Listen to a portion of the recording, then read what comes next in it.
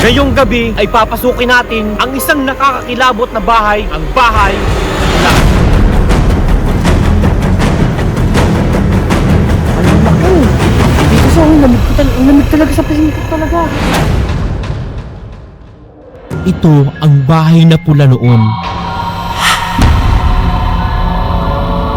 At heto naman siya ngayon. Nasira na siya sa katagalan ng panahon. Pero kahit nasira na, ay hindi pa rin nawawala ang misteryo at mga kababalaghan na nangyayari dito. Sa panahon ng pananakop ng mga Hapones sa Pilipinas noong 1942, ang bahay ay kinumpiska ng Imperial Japanese Army at ginamit bilang kwartel at naging lugar kung saan ang mga tinatawag na lokal na comfort women. Ayon sa aming pagsasaliksik ay dito dinala ang mga kababaihan na taga Mapaniki at ang iba ay dinala sa damuhan, sa may silong at meron din sa taas ng bahay. At dito pinagsamantalahan ng mga Hapon ng buong magdamag. At pinaniniwalaan din na maraming pinaslang ang mga Hapon dito at ibinaon sa bakuran ng bahay na pula.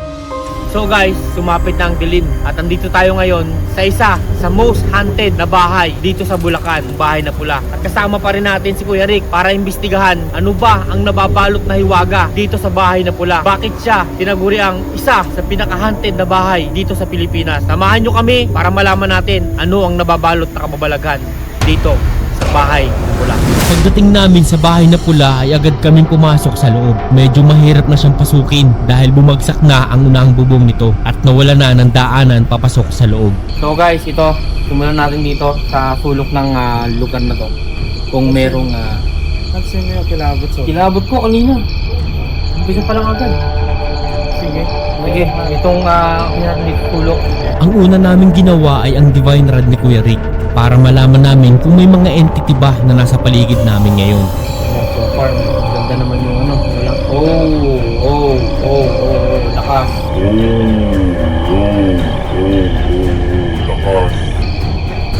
Ang lakas. Guys. Ayan, Bakit isa lang yung gumagalaw, no? Yung isa steady lang, pero itong isa, ayun, yun. Grabe. Meron natin tayo na-detect dito na dito sa spot na to ay merong nag-stay na entity dito sa lugar na ito. Hindi pa kami nakakalayo sa paligid ng bahay na pula ay may nadetect na agad ang divine rod ni Kuya Rick na isang entity sa harap mismo ng bahay at pakiramdam namin na tila ba kahit nasira na ang bubong sa harap ay patuloy pa rin siya nagbabantay. Hindi talaga niya katambay. Sa harap. Sa harap talaga. Dito natin. Kasi nga, nag-ibahan na doon, nag-ibahan na yung entrance. So, nasa entrance talaga siya. Kilabutan ako. Grabe. Ngayon pa lang meron na tayo na-detect na isa dito sa entrance. Ngayon, napapabalitaan kasi yan na sabi ng caretaker Oo. na dyan raw sa tarangka na yan, sa may hagdanan na yan, na meron talaga nagpapakita. Dito, sa harapan talaga. So, ang balita ko rin nga, yung mga motorista, pinakikita sila dito sa tarangkahan. Yan, sa harap. So, ngayon lang guys, kita nyo, nag-iba na siya. Grabe. Kilabutan talaga ako rito. So, alam naman natin guys na yung bahay na pula, one of the most haunted na bahay sa buong Pilipinas. So, ngayon, nandito tayo ngayon para mag-investigate. So, yan, naglalagay tayo ng papel. Kung saan merong negative energy. Tandaan lang Tandaan tayo guys. Sukal na. Sukal na talaga. Habang papasok kami sa loob ng bahay na pula ay mas lalo naming nararamdaman ang kilabot sa aming mga katawan at pakiramdam namin ay may mga nakatingin sa amin. So napakasukal na nito. Pero pansinin nyo na kahit yung dingding niya ilan na lang, pero Ang lakas pa rin ng energy. Ang lakas pa rin ng energy. Oh my god. Oh, dito meron. ito meron dito. Ano, mag-iwan ka ba ng papel dyan? Pwede isa. Yan. Okay, explore natin ulit. Okay, sige. Dito ang tinuturo. Dito. Meron dyan? Oo. Dito sa spot na to. Ano yun? Ano nakilala ko? Oh, para ako. Tumatawag na aso. Baka Oo. Ayun. Sa aming patuloy na pag-iikot sa loob ng bahay ay meron akong napansin na tila ba isang alay na merong isang alak at merong sigarilyo na nakalagay sa gilid ng isang bato. Parang inalay oh. Oo. Hindi pa bukas yung ano. Hindi pa. Grabe, creepy men. Hindi na ako na yung kulabot sa... Malamig ang hangin. Ba't na dedicated siya? Ayan oh. Ayan oh, meron dito. Mismo dito sa alak. Meron sa salak. Dito tayo. Ingat tayo guys, ingat tayo. Ingat kasi medyo masukal. Sukal na, baka mamaya. Meron din mga ahas dito. Grabe, creepy na nito. Kinubukan na ng puno oh. Nabuwal na yung lupa. Dito meron. Ito meron. Okay, palapit na tayo sa likod. Yan, See. napakamasukal na. Napakasukal na itong likod. Tara, punta sa likod. Akala namin ay magiging maayos ang lahat sa aming pag-ikot, pero hindi namin inaasahan na pagpunta namin sa likurang bahagi ng bahay ay merong mangyayari ngayon ko lamang mararanasan sa tanan ng aking buhay. Punta tayo guys. Ingat-ingat lang. Kasi Ingat lang tayo. Magilim. Ano? Ano ba ka? Oh my god. Creepy naman ito guys. Tingnan yung likod oh. dito na kami sa galing likod. Grabe, kilabot ko dito. Ramdam agad yung kilabot. Intindi. Pagkakit pa lang namin sa itaas na bahagi ng bato ay naramdaman agad namin ang matinding kilabot sa lugar na ito. Hindi namin maipaliwanag ang aming nararamdaman sa pagkakataong ito. Dito pa rin yung bakas na to eh. Uy. Ano yun?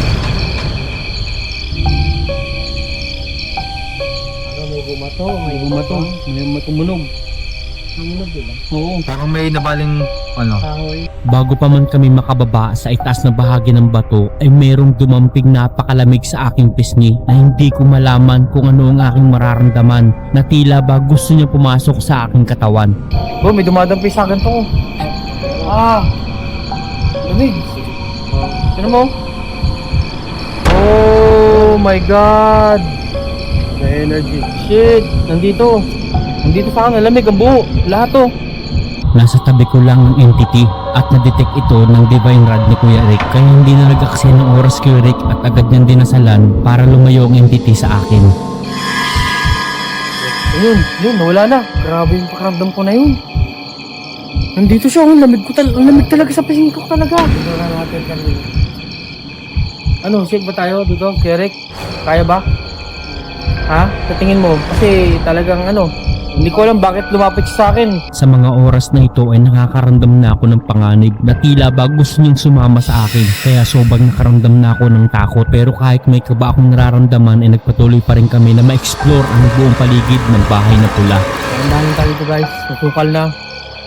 So ito yung likod ng bahay na pula. Oh. Ingat. Ingat. Uy, Ano yun? ano yun? Pumunta kami dito, hindi upang makasag-away.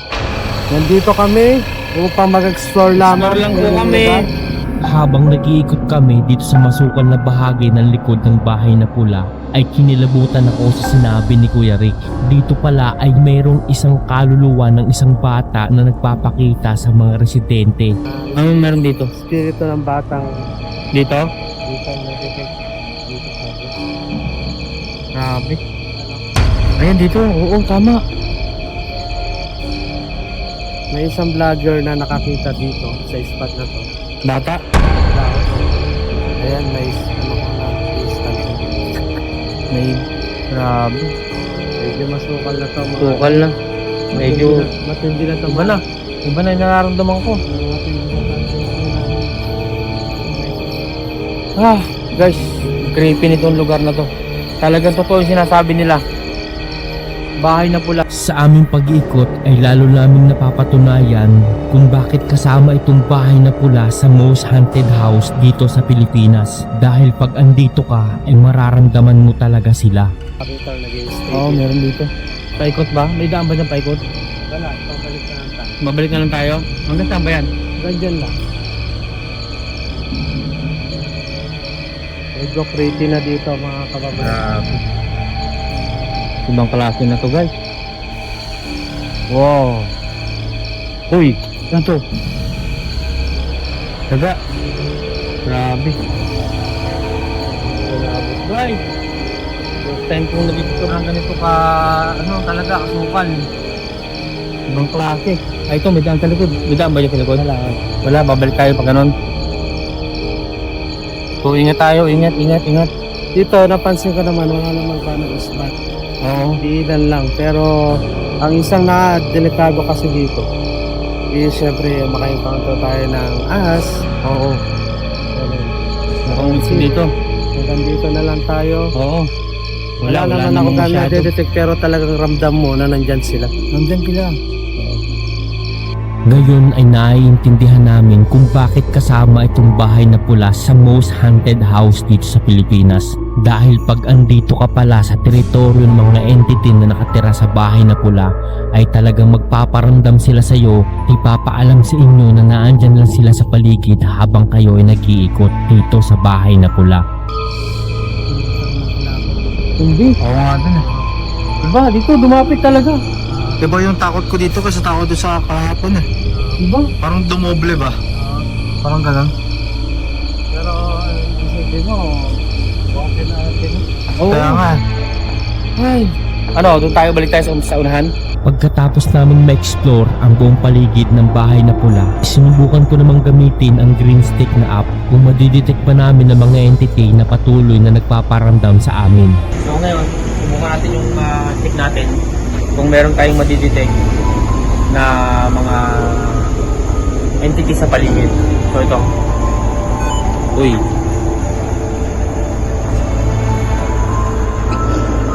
Yan sa puno. Sa taas. Sa taas guys. Ang dami. Oh. Ang laki nito guys. Oh my God. Ang laki nito. Kita nyo yung dalawang paa. Parang nakatago siya sa Ibang kahoy. klase ito. Ayun. Ayun oh. Ang laki nila. Yan yung napapabdalitaan na mayroong malaki makikita dito. May nakahiga oh. May nakahiga. Diyan ako may na-detect kanina. May nakahiga kanina.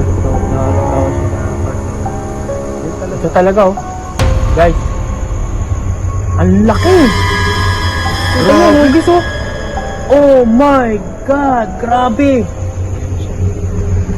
Ayan siya oh. Hugis ano talaga. Nakatayo lang siya sa ating harapan guys. At meron siyang isang kasama. Bahay na pula, isang istruktura na naging saksi sa ating kasaysayan. Isang lugar na tumatak sa isip ng lahat ng mga Pilipino. Mahabang panahon na ang lumipas, pero hanggang ngayon ay nababalot pa rin siya ng kababalaghan at misteryo. At kami mismo ay saksi sa misteryo ng bahay na pula.